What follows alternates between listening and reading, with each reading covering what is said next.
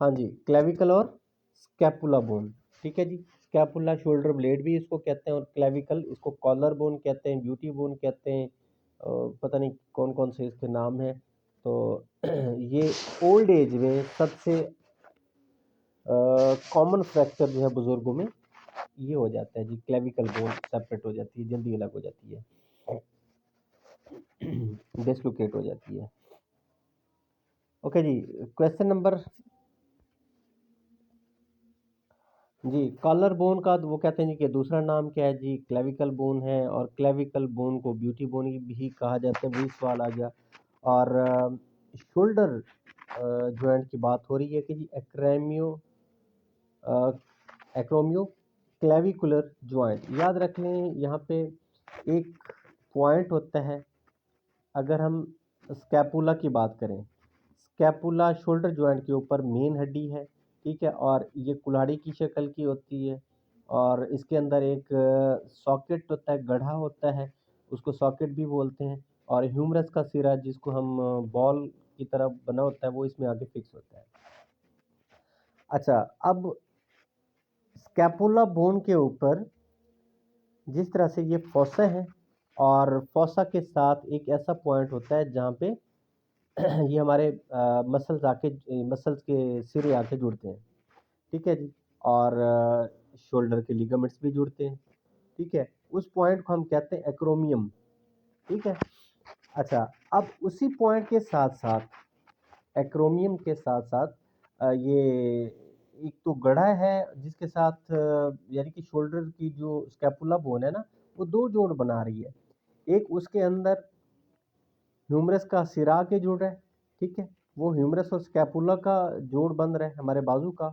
एक स्कैपुला के ऊपर एक पॉइंट है एक्रोमियम, वहाँ पे क्लेविकल बोन आके जुड़ेगी। अगर आप क्लेविकल बोन को आप देखते जाएं तो कहाँ जा रही है, ये आपके कंधे की जो स्कैपुला बोन है इसके ऊपर आके, जो कमज़ोर दुबले पतले लोग होते हैं उनकी तो स्किन के ऊपर ये कंधे के ऊपर ये जोड़ दिख रहा होता है, वो उभार सा होता है, और जो थोड़े से मस्कुलर होते हैं वो मसल के नीचे ये जोड़ दब जाता है तो नज़र नहीं आता, ठीक है। कमज़ोर बच्चे भी अगर घर में हैं तो उनके यहाँ पे देखा जा सकता है कि वो क्लेविकल बोन को आप पीछे कंधे की तरफ लेके उसके ऊपर हाथ रखते जाएं तो आपको ये फील होगा कि यहाँ पे एक जोड़ है। तो उस जोड़ को हम कहते हैं जी कि एक्रोमियो क्लेविकुलर जॉइंट। तो ये कहाँ पर वाक़ होता है? शोल्डर के ऊपर। ओके जी, क्वेश्चन नंबर 43 है कि dash is the condition characterised by loss of cartilage in the joint. Joints के सिरों के ऊपर हमेशा कार्टिलेज होती है, और अगर वो कार्टिलेज, याद रख लें ये छोटे छोटे टर्म्स हैं, इनको आपने याद रखना है। कार्टिलेज का उतर जाना, घिस जाना जुज़वी तौर पे या ओवरऑल, इसको कहते हैं ऑर्थराइटिस। और चूंकि ये हड्डियों में होता है तो इसको हम कहते हैं ऑस्टियो ऑर्थराइटिस। याद रख लें आगे ऑस्टियोप्रोसिस और एक वर्ड है रिकेट, ऑस्टियोमलेशिया, ठीक है जी। ये सारी थोड़े थोड़े डिफरेंस के साथ साथ हड्डियों की बीमारी हैं। और दुआ कीजिएगा अम्मी के लिए भी, मेरी अम्मी के लिए, उनको भी क्योंकि अब एज का भी है फैक्टर, और डॉक्टर ने कहा जी कि आर्थराइटिस का हमें डर है, और इसके कुछ टेस्ट्स वगैरह उन्होंने लिख के दिए तो वो हमने करवाने। उनको जॉइंट्स का प्रॉब्लम है बहुत ज़्यादा, और अभी सिर्फ इस महीने में ही स्टार्ट हुआ, एक महीने से उनकी तबीयत ठीक नहीं है इस हवाले से, तो दुआ कीजिएगा आप लोग भी। Strong band connective tissue ligament की है जी, बोन टू बोन। याद रख लें जो एक हड्डी को दूसरी हड्डी से जोड़ते हैं वो लिगामेंट है। स्ट्रॉन्ग बैंड जो एक सफ़ेद रंग का होता है, ये मसल को बोन के साथ जोड़ता है या बोन को मसल के साथ जोड़ता है, इसको हम कहते हैं टेंडन। ये आसान आसान से हैं इसलिए मैं ज़रा जल्दी कर रहा हूँ। There are two ligaments on the side of knee. याद रख लें, अब बात हो रही है नी की। नी है हमारी बॉडी का सबसे कम्प्लेक्स ज्वाइंट। नी क्या है? हमारी बॉडी का कम्प्लेक्स ज्वाइंट है। कैसे कम्प्लेक्स ज्वाइंट है कि नीचे हमारी टिबिया और फिबुला और ऊपर है हमारी फीमर बोन, ये आके एक दूसरे के साथ जुड़ रही हैं, और इनके ऊपर रखा हुआ है एक ढक्कन सा जिसको हम कहते हैं, क्या कहते हैं नी कैप को? पटीला, ठीक है जी। पटेला नहीं, पटीला। पतीला पतीला कह लें इसको तो भी ठीक है। अच्छा, अब यहाँ पे लिगामेंट्स हैं क्रॉस शेप में, ठीक है जी। यानी कि जो हमारी फीमर बोन है इसके राइट यानी कि मीडियल साइड अंदर वाली साइड से का जो इसका सिरा है, यहाँ से एक लिगामेंट होगा तो वो फिबोला के यानी कि जो पिंडली की हड्डी है हमारी फिबोला बाहर की जानिब उधर जा रहा है, और जो हमारा फीमर बोन के बाहर वाले सिरे से लिगामेंट निकल रहा है वो टिबिया के अंदरूनी साइड पे यानी कि मीडियल साइड पे आके वो जुड़ रहा है। इस तरह से क्रॉस शेप में ये यहाँ पे कुछ दो तीन तरह के ये लिगामेंट्स हैं। सबसे पहले अगर हम किसी भी इंसान को सामने से उसके घुटने का मुआयना करें तो पटीला को हटा के जो सामने सामने लिगामेंट्स नज़र आएंगे उसको हम कहेंगे ए ACL, ठीक है, एंटीरियर क्रूशिएट लिगामेंट। एंटीरियर का मतलब है सामने। फिर उनको हटाएंगे तो उनके दरमियान में एक और लिगामेंट है, क्योंकि पूरी बॉडी का सबसे ज़्यादा मूवेबल भी है और वज़न भी इसने बर्दाश्त किया हुआ है, कम्प्लेक्स जॉइंट है, इसलिए इसकी मजबूती भी ज़रूरी है। तो लिहाजा इसको अल्लाह ताला ने बड़ा ज़बरदस्त तरीके से मजबूत किया हुआ है। तीन तरह के ये लिगामेंट्स हैं जो तरतीब से हैं। सबसे सामने एंटीरियर लिगामेंट, ACL उसको कहते हैं एंटीरियर क्रूशियल लिगामेंट। उसके अंदर दरमियान में मीडियल क्रूशियल लिगामेंट। आप कह लें मीडियल वैसे होता है जो हमारे नी दोनों घुटने एक दूसरे की साइड पे अंदर, ठीक है, हमारी बॉडी की अंदरूनी साइड सेंट्रल पोजीशन के जो बॉडी करीब है, बॉडी पार्ट्स करीब है, उसको हम कहते हैं मीडियल। ठीक है, दोनों घुटने जो एक दूसरे के टकराते हैं तो यहाँ पे जो लिगामेंट है इनको कहते हैं MCL। इसको हम कहेंगे मीडियल क्रूशियल लिगामेंट। यानी कि अगर हम देख लें एक घुटने को चार तरह से लिगामेंट है, सामने भी, पीछे भी, और बाहर वाली साइड पे भी, और अंदर वाली साइड पे भी। समझ आ रही? बाहर वाली साइड का मतलब है जहाँ पे हम सीधे खड़े हो तो हाथ हमारा टच हो रहा होता है घुटने को बाहर वाली साइड पे, और फिर अंदर वाली साइड पे जहाँ पे दोनों घुटने एक दूसरे को टकरा रहे हैं, ये मीडियल साइड। और बाहर वाली साइड अतराफ की जानिब वो लेटरल साइड, और सामने की जानिब नी कैप को हटा के एंटीरियर क्रूशियल लिगामेंट। और बिल्कुल जहाँ पे घुटने बेंड होते हैं, नमाज की हालत में बैठते हैं तो दोनों हड्डियाँ एक दूसरे के करीब आ जाती हैं, तो यहाँ पे भी एक पीछे लिगामेंट होता है। तो इसको हम कहते हैं posterior PCL, posterior crucial ligament. तो ये याद रह जाएंगे नाम जी। इनके अब नाम है जी, बारी बारी इनको हमने पढ़ना है। तो ये लिगामेंट्स कौन से हैं?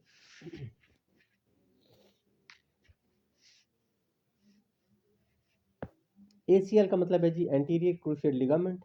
PCL का मतलब है पोस्टीरियर क्रूशियल लिगामेंट। ठीक है, एंटीरियर सामने की जानिब और पोस्टीरियर पीछे की जानिब।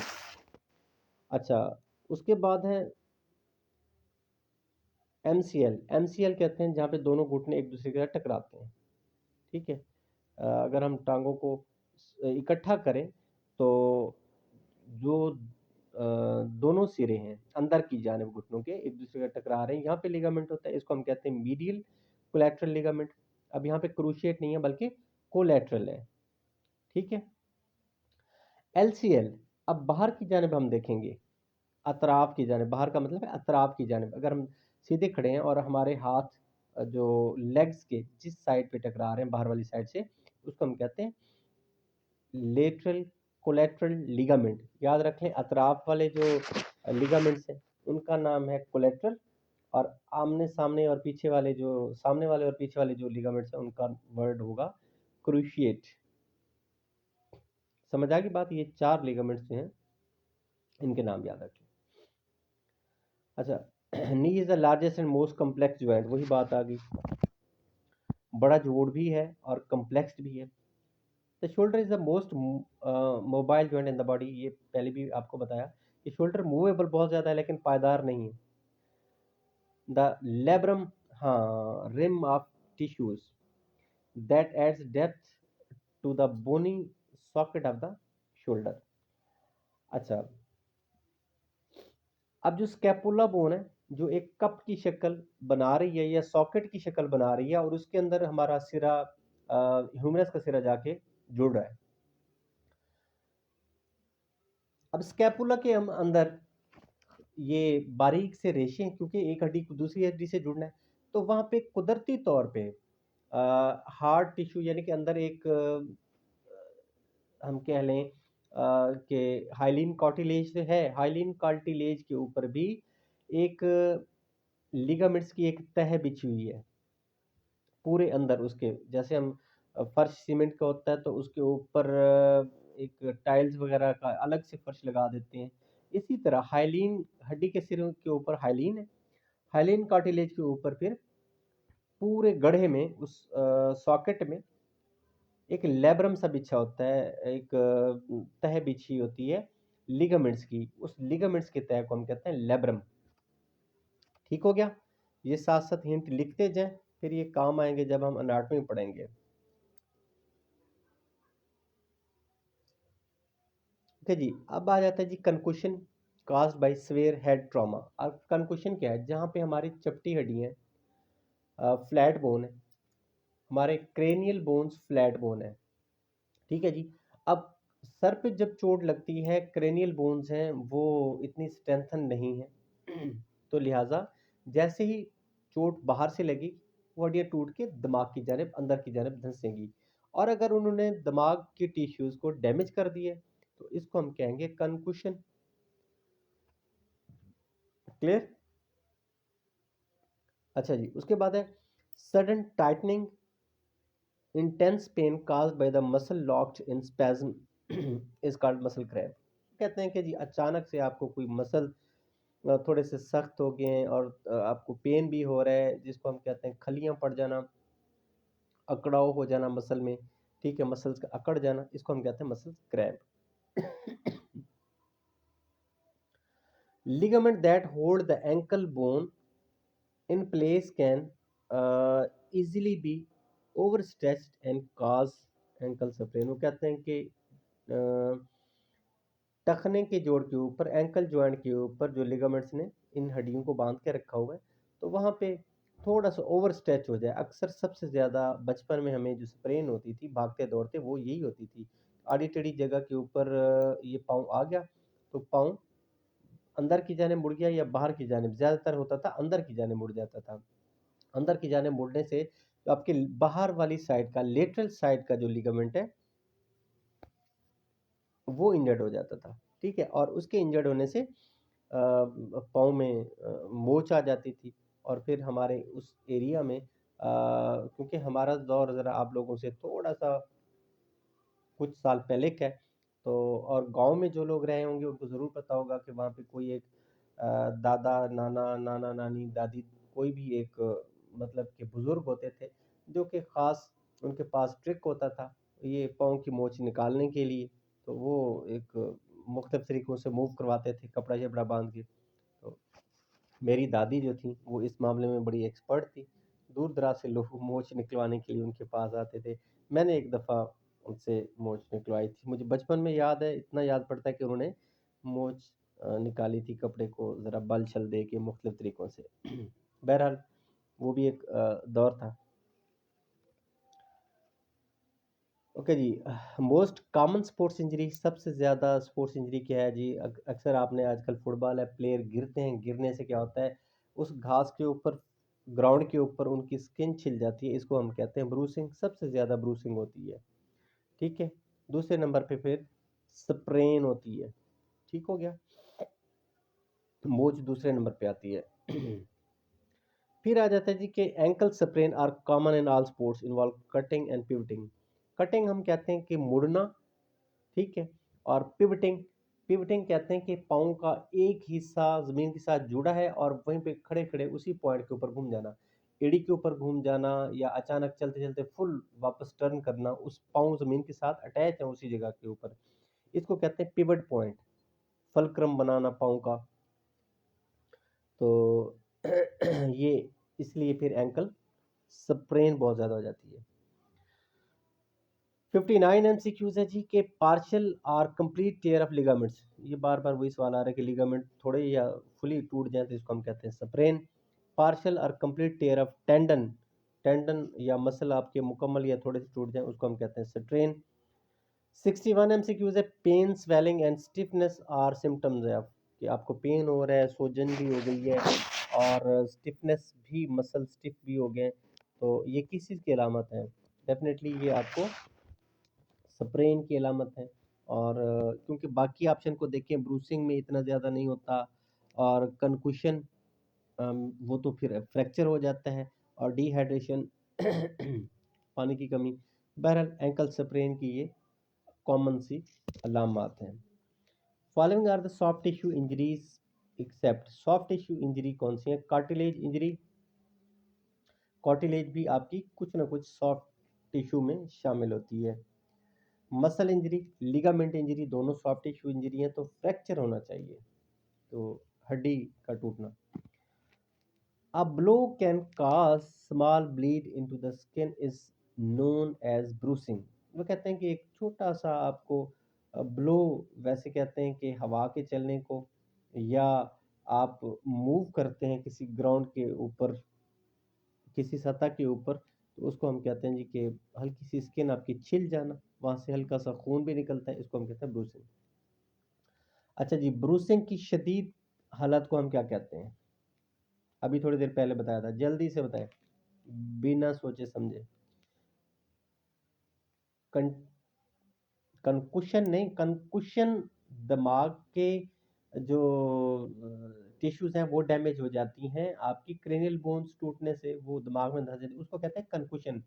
एक क्या कंट्यूशन, कंट्यूशन टी से कंट्यूशन, उसको हम कहते हैं कि ब्रूसिंग की शदीद हालत ज़्यादा हो तो उसको फिर कंट्यूशन कहते हैं। ज़्यादा आपके मसल गहराई तक छिल गए, वहाँ पे नील पड़ गए और ब्लीडिंग हो गई है, वहाँ पे अंदर बाहर नहीं आ रही। क्वेश्चन नंबर 64 है mild reversible brain injury from the blow to the head, कि सर के ऊपर अगर कोई झटका लग गया है और वहाँ से एक हल्की फुल्की सी इंजरी है जो कि रिकवरेबल है, विच में associated with the loss of consciousness is called, और उससे हम कहते हैं कि आपका थोड़ा सा बेहोशी भी हो सकती है, इसको हम कहते हैं कंकुशन। ठीक है, ये दिमाग से रिलेटेड कंकुशन है। अब आ जाता है जी कि कंकुशन हो गई है तो उसकी अलामत क्या होंगी? कि हेडेक होगा, ठीक है, डिजीनेस, सर चकराना होगा, शॉर्ट टर्म मेमोरी लॉस के आर्जी तौर पे, थोड़ी वक्ती तौर पे आपका ये मेमोरी लॉस हो जाती है कि जी मैं कौन हूँ, कहाँ हूँ, ये लोग कौन है, वगैरह वगैरह। अक्सर आपने ये चीज़ सीन मुख्तलिफ देखे होंगे ड्रामाज वगैरह में। Symptoms of groin and hamstring strain are, अच्छा, हैमस्ट्रिंग हमारे मसल हैं जी, थाई के बैक मसल, 3 मसल होते हैं, उनको ग्रुप ऑफ मसल को हम कहते हैं हैमस्ट्रिंग। और जो हमारे हिप जॉइंट है, ठीक है, इनके मीडियल साइड पे, इस एरिया को हम कहते हैं groin area. In between the legs का जो एरिया है हिप जॉइंट के मीडियल साइड पे, इसको हम कहते हैं ग्रोइन एरिया। यहाँ पे अगर वो कहते हैं कि इंजरी है तो उसकी अलामत क्या होंगी? पेन होगा, स्वेलिंग होगी, ब्रूसिंग होगी, वगैरह वगैरह। बहरहाल ये तो किसी भी इंजरी की हो सकती हैं, तो सिर्फ उन्होंने क्वेश्चन को थोड़ा सा पेचीदा किया हुआ है, तो ये सारी की सारी अलामत हो सकती है इंजरीज की। अब treatment of sports injuries start हो गई हैं जी फार्मूले से। फार्मूले का नाम है प्राइस।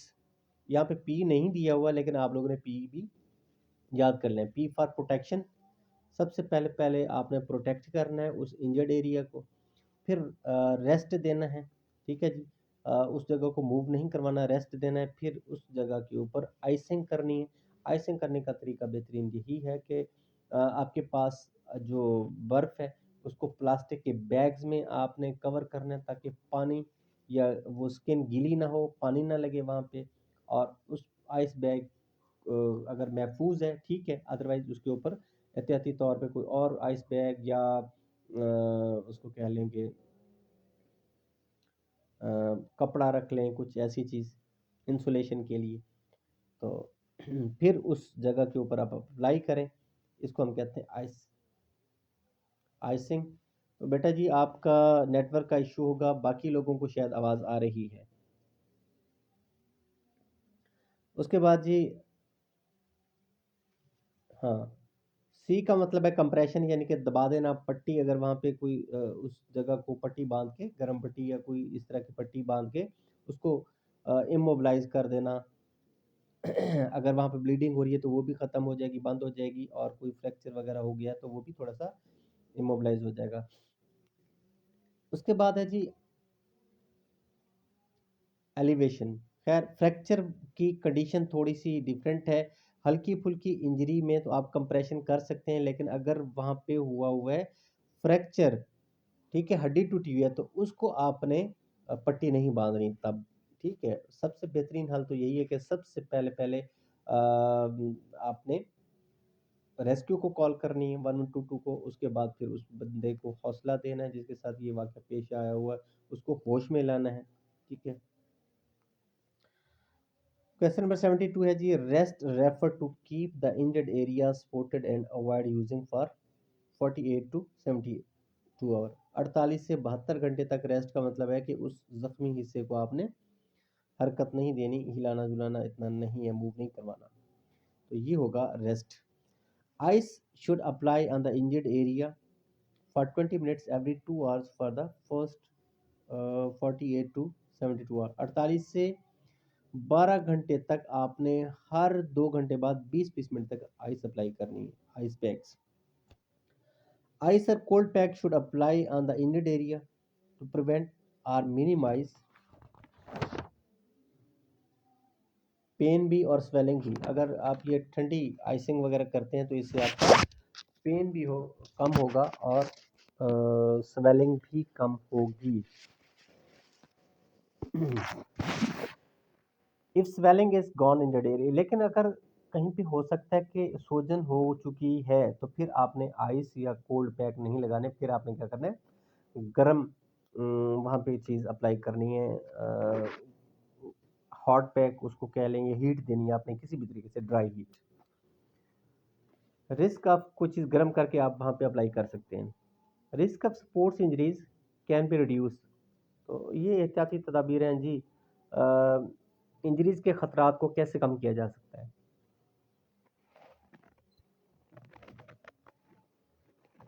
कूल डाउन करें, सस्टेन स्ट्रेचेस करें।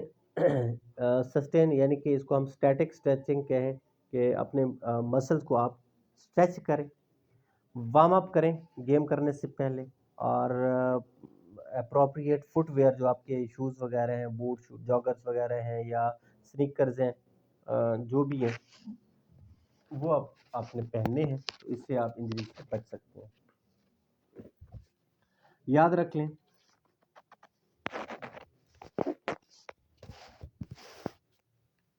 वार्म अप ना करने से भी इंजरीज हो जाती हैं, लेकिन कूल डाउन ना करने से ज़्यादा रिस्क होता है। बहुत सारी अमवात हुई हैं कि शदीद किस्म की एक्टिविटी करने के बाद फ़ौरन ही अपनी बॉडी को कूल डाउन करवाते हैं लोग, और इससे उनकी बॉडी अचानक ख़ास तौर पे हार्ट अटैक के चांसेस बढ़ जाते हैं। कूल डाउन ना करने से बहुत सारी अमवात हो चुकी हुई हैं। 77 है localised response to the cold dry environment. ठंडा माहौल है लेकिन खुश्क है, और उसके रद्दमल के तौर पे क्या होगा, but in some incidents moisture में exacerbate exacerbate the condition is called. वो कहते हैं कि बाज़ औक़ात वहाँ पे नमी भी पाई जाती है, बहुत ज़्यादा ठंडा इन्वायरमेंट है और खुश्क माहौल है, तो आपको क्या हो सकता है, लोकलाइज्ड का मतलब है कि आपकी बॉडी का इंटरनल फ्लूइड वहाँ पे एक जगह के ऊपर लोकलाइज हो जाता है, जमा हो जाता है, जम जाता है। ठीक है, इसको हम कहते हैं जी कि सॉरी फ्रॉस्ट बाइट। याद रख लें, सर्दी की वजह से दो अ, दो तरह की इंजरीज हो सकती हैं शदीद।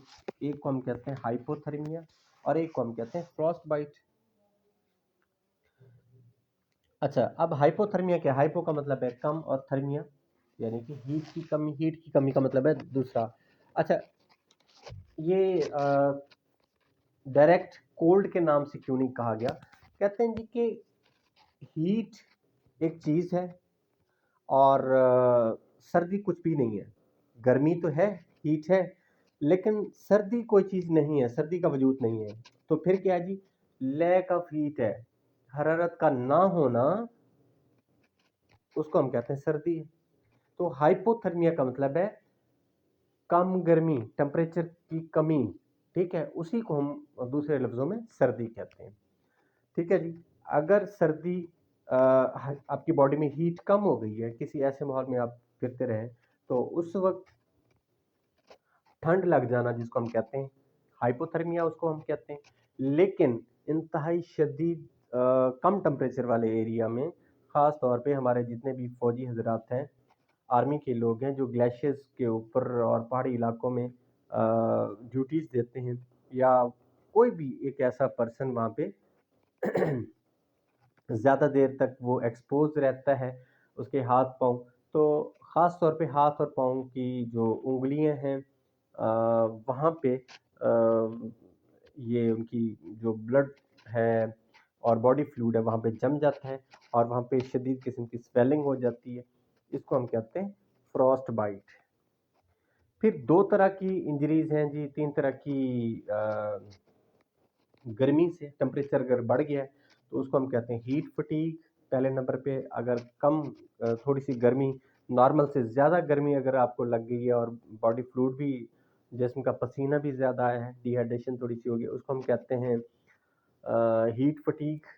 और फिर उससे भी ज़्यादा कि अगर पसीना ज़्यादा निकल गया है और मसल थोड़ा सा अकड़ाव का शिकार हो गए, गर्मी ज़्यादा लग गई है, उसको हम कहते हैं हीट क्रैम्प्स।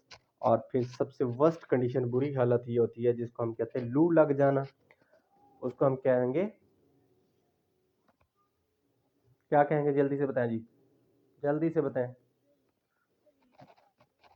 नहीं, एक और वर्ड इसके लिए हम कहेंगे, कहते हैं हीट स्ट्रोक कहेंगे। जी जी जी जी, इसको हम कहते हैं लू लग जाना, हीट स्ट्रोक। गुड, अब आए आप लाइन पे, ठीक हो गया जी। तो तीन बीमारियां गर्मी की और दो ठंड की, इनको आपने याद रखना है, ये इंजरीज को। बीमारियां नहीं हम कहेंगे डिजीज, ये इंजरीज हैं बेसिकली।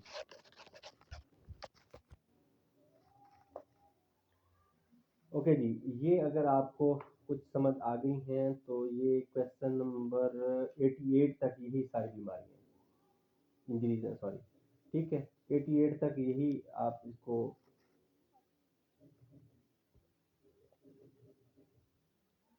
जी, 82 में वो कहते हैं कि मॉडरेट इलनेस, दरमियाने दर्जे की कोई एक आपको बुखार शुखार हो जाता है, characterise by inability of sustain adequate cardiac output. ठीक है, कि कार्डिक आउटपुट क्या है, कि आपका हार्ट कितने अच्छे तरीके से जो ब्लड पंप कर रहा है, उसको कहते हैं कार्डिक आउटपुट। एडिकेट हम कहते हैं मुनासिब, resulting from strenuous physical exercise and environmental heat stress, कि माहौल में गर्मी भी है, गर्म माहौल में आपने एक्सरसाइज भी ज़्यादा कर ली है, उसके नतीजे में आपका दिल इस काबिल नहीं रहता कि वो आपकी बॉडी के मुताबिक वो अपना आउटपुट दे सके, ठीक है, वो उसकी इनेबिलिटी हो जाती है। तो इस कंडीशन को, ये हल्की फुल्की आपको फिर एक दरमियाने दर्जे की कोई इलनेस हो जाती है, बुखार शुखार या कोई और प्रॉब्लम हो जाता है, इसको हम कहते हैं हीट ऑक्साशन एग्जॉर्प्शन, बॉडी से हीट निकल जाती है। इसको हीट फटीग का भी नाम दिया जा सकता है भाई। ओके जी, क्वेश्चन नंबर है 89।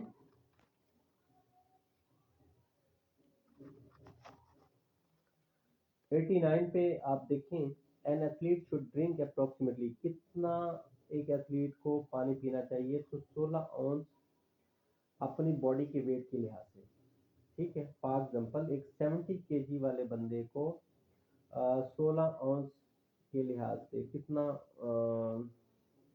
हाँ, हर किलो के एवज उसको 16 ऑunce पानी पीना चाहिए। और 70 किलोग्राम वाले बंदे को कितना पीना चाहिए, एक मिनट जी, देखें जरा, हर कोई अपना अपना बताए, इसको मल्टीप्लाई करें अपने वेट से, 50 से कर लें, 60 से कर लें, 70 से कर लें।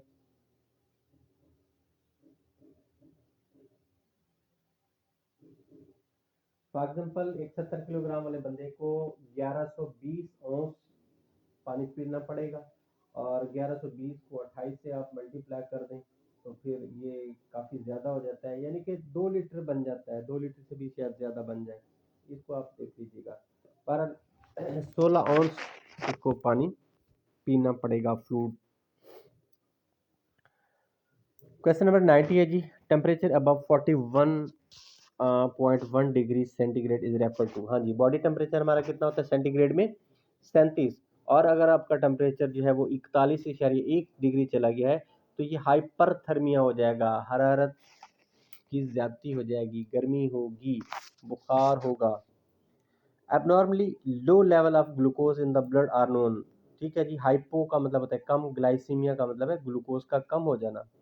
ठीक है, बॉडी में ब्लड में अगर शुगर की कमी हो गई है तो उसको हम कहते हैं हाइपोग्लाइसीमिया, या ग्लूकोज और शुगर एक ही बात है। Deficiency of oxygen in the tissue is known as hypoxia. जी, जो सीनियर लोग हैं जी, हाइपोक्सिया की इकसाम वो बताएंगे। कौन बताएगा? हाइपोक्सिया मुख्तलिफ इकसाम का होता है जी। इसको अब बताएं, पहले आप लोग जब तक सोच लें, मैं 100 MCQs पूरे कर लूँ, फिर आपसे हाइपोक्सिया की टाइप्स सुननी है जी। अतिया, फरत और मैविश। ठीक है जी, टिश्यूज में हाइपोक्सिया की कमी, ऑक्सीजन की, हाइपो का मतलब है कम हो जाना, ऑक्सिया ऑक्सीजन की कमी हो जाना, सिंपल सी बात है। अच्छा जी, an abnormal reduction in the circulating blood volume. अचानक जो ब्लड वॉल्यूम सर्कुलेट हो रहा है, एक धड़कन में 50 ml एक बीट में आपका हार्ट जो है वो ब्लड आगे भेजता है। 50 से 60 ml, 70 ml भी हो सकता है। तो अगर अचानक ही जो सर्कुलेट ब्लड कर रहा है उसका वॉल्यूम कम हो जाए, ठीक है, तो हाइपोवोलेमिया भी हम इसको कहते हैं। हाइपो का मतलब है कम, वोलेमिया का मतलब है जी वॉल्यूम कम हो जाना, किसका? ब्लड का वॉल्यूम कम हो जाना अचानक से। समझ आ रही बात? Injury that occur when an athlete, जी आप लोग हैं भी साथ? Okay. Injury that occur when an athlete sustain a second head injury before a previous head injury has completely healed, इसको हम कहते हैं सेकंड इम्पैक्ट सिंड्रोम। तो कहते हैं कि एक दफ़ा किसी खिलाड़ी को सर पे चोट लगी थी, अब वो मुकम्मल तौर पे ठीक हो गया था, वो इंजरी हील अप हो गई थी, उसके बाद दोबारा से उसको सर की चोट लगी है, तो इसको हम कहेंगे अब second impact syndrome. Question number 95 है, N abnormal enlargement of cardiac muscle. अचानक बेतरतीबी से, कोई अचानक तो नहीं, कोई गैर मामूली तौर पे आपके दिल के मसल का साइज बढ़ना शुरू हो जाता है, तो इसको हम कहते हैं जी हाइपरट्रॉफिक कार्डियो मायोपैथी। अच्छा, अब इसको ज़रा देखें, पूरी डिटेल इसमें लिखी हुई है। हाइपर का मतलब है बढ़ जाना, ट्रॉफिक मूव करना, ठीक है, कार्डियो का मतलब है दिल, और मायो का मतलब है दिल के मसल, ठीक है, पैथी दिल के मसल्स का एबनॉर्मली बढ़ जाना, इसको हम कहते हैं हाइपरट्रॉफिक कार्डियो मायोपैथी। ओके जी, कार्डिक कंट्यूशन क्या है? कंट्यूशन का हमने कहा था कि एक जख्म लग जाना, मसल्स का छिल जाना। लेकिन कार्डिक कंडीशन क्या है कि अचानक चेस्ट के ऊपर या रिब्स के ऊपर कोई चोट लगती है और वो रिब्स जख्मी करती हैं आपके हार्ट के मसल्स को, इसको हम कहेंगे cardiac condition. Is a bruise of heart muscle which can occur with a serious bodily injury. ठीक है। 97 MCQs है जी। Heart rhythm abnormally is called. अगर हार्ट का आपका जो रिदम है, जो लबडब है, और जो एक हम कहते हैं उसको सिस्टोल और डायस्टोल है, ये बेतरतीब हो जाता है, तो इस बेतरतीबी को हम कहते हैं, रिदम का आउट होना, इसको हम कहते हैं एरिथमिया। यानी कि जैसा कि एरोबिक और एनएरोबिक, ठीक है, एरिथमिया का मतलब है रिदम, उसकी बीट का खराब हो जाना। हार्डनिंग ऑफ आर्टरीज, अगर आपकी ब्लड आर्टरीज जो हैं वो हार्ड हो चुकी हुई हैं, ठीक है, सख्त हो चुकी हुई हैं, तो इसको हम कहेंगे एथ्रोस्क्लो जी एथ्रोस्क्लेरोसिस। अब है जी हार्ट अटैक का दूसरा नाम है एम आई, इसको बोलते हैं एम आई मायोकार्डियल इन्फार्क्शन, ठीक है जी। क्वेश्चन नंबर 100 है एस्थमा, आपके जो दमा जिसका नाम है, ये फेफड़ों की बीमारी है। नमूनिया भी फेफड़ों की बीमारी है। प्लूरा का मतलब है जो हमारे फेफड़ों को कवरिंग गिलाफ है, उसको हम कहते हैं प्लूरा। जो हमारे फेफड़ों को या लंग्स को जिसने लपेटा हुआ है वो मसल, उसका नाम है प्लूरा। और उसमें कोई मसला हो जाता है तो उसको हम कहते हैं, हाँ वो कहते हैं कि प्लूरल एफ्यूजन हो गई है, तो ये भी फेफड़ों की बीमारी है। रेब्डोमायोलाइसिस है, याद रखें। लाइसिस का मतलब है, लाइसिस का मतलब क्या है, तोड़ फोड़ करना, और मायो का मतलब है मसल्स की तोड़ फोड़ होना, ठीक है। रेब्डोमायोलाइसिस का मतलब है स्केलेटल मसल की ब्रेक डाउन। तो अगर वर्ड के ऊपर ही गौर करेंगे तो पूरी बात समझ में आ जाएगी। स्केलेटल मसल की तोड़ फोड़ को हम कहते हैं rhabdomyolysis. Pleura are layer that cover to the lungs, pleura क्या है कि वो फेफड़ों को कवर करने वाली एक गिलाफ है, झिल्ली एक मसल है, लेयर रहता है। हेपेटाइटिस याद रखें, एक टिस का मतलब है टाइटिस, इस सॉरी टीस जहाँ पे लिखा हो इसका मतलब है बीमारी, डिजीज। और हेपेट का मतलब है लीवर, हेपेटिक्स की जो एक वर्ड है उसका मतलब होता है, जिस तरह कार्डियो का मतलब होता है दिल, हेपेटिक का मतलब होता है लीवर, रीनल का मतलब होता है किडनी, ठीक है। और पल्मोन का मतलब होता है लंग्स या फेफड़े, गैस्ट्रो का मतलब होता है हमारा स्टोमिक, न्यूरो का मतलब होता है दिमाग। तो ये मुख्तलिफ किस्म के टर्म्स हैं जो कि हमारे बॉडी पार्ट से जुड़ी हुई हैं। तो हेपेटाइटिस, टिस का मतलब है बीमारी, हेपेट लीवर की बीमारी। अल्जाइमर डिजीज, ये एक बीमारी है, यादाश्त इसमें खो जाती है, थोड़ा सा एबनॉर्मेलिटी हो जाती है ब्रेन, ठीक है जी। लेकिन क्योरेबल है, इसका इलाज है, ये ब्रेन से रिलेटेड है। हेमरॉइड, ये एक बीमारी है जी, हमारा जो सॉरी जो हमारी लार्ज इंटेस्टाइन है उसका जो आखिरी हिस्सा है जिसको हम रेक्टम बोलते हैं, वो अगर वहाँ पे उसकी वेन्स वगैरह उसमें स्वेलिंग हो जाती है तो इसको हम कहते हैं हेमरॉइड्स। याद रखें हेमरेज और हेमरॉइड में फ़र्क है। हेमरेज हम कहते हैं जी ब्लड वेसल से खून की नालियों से खून का बाहर आ जाना, यानी कि जो बारीक खून की कैपिलरीज हैं उनसे ब्लड का बाहर निकल आना, इसको हम कहते हैं हेमरेज। और हेमरॉइड है जो वो वेन्स जो रेक्टम में पाई जाती हैं वो स्वेल हो जाती हैं, इसको हम कहते हैं हेमरॉइड, ठीक है जी। और डिमेंशियास, वैसे ये जो मेनिंजाइटिस है, थोड़ा सा वर्ड में थोड़ा सा है जी, ये डिजीज ब्रेन से रिलेटेड है, लेकिन जो ब्रेन को कवर करने वाली हमारी 3 झिल्लियां हैं जिनको हम मैनेजेस कहते हैं, उन मैनेजेस में एक इन्फेक्शन हो जाता है किसी जरासीम की वजह से, वायरस वगैरह की वजह से, उसको हम कहते हैं मैनिंजाइटिस। तो ये डेफिनेटली ये उससे मिलती जुलती बीमारी है। वो मैनेजेस जो हैं वो डीमैनेजेस हो जाती हैं।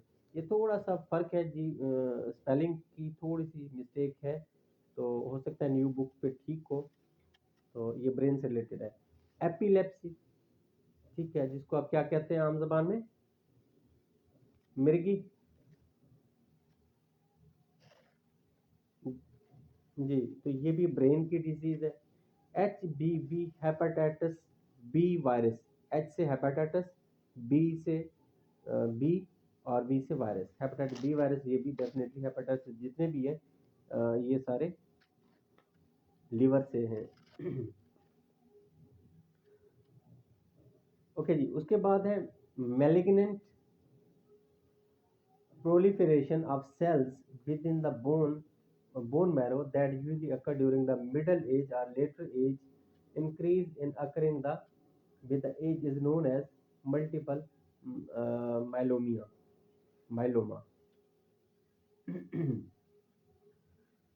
ये थोड़ा सा डिटेल वाला है, इसको कल पे रखें कि 2-3 सवाल और भी हैं थोड़े से डिटेल वाले, इसको हम कल करेंगे। बहरहाल वो कहते हैं कि आपके बोन मैरो के सेल जो है ना, उनमें थोड़ा सा कोई प्रॉब्लम होने लग जाता है वक्त के साथ साथ, ठीक है। और इस बीमारी को हम कहते हैं मल्टीपल मायलिमा। ओके जी, कंटिन्यू करें या बस करें जी?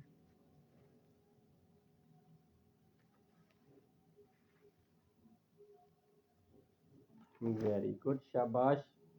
शाबाश मेरे बच्चे, थक गए। 1.5 घंटे से मैं बोल रहा हूँ और बच्चे मेरे शहजादे थक गए हैं जी। बस करें सर, हम थक गए हैं। Very good.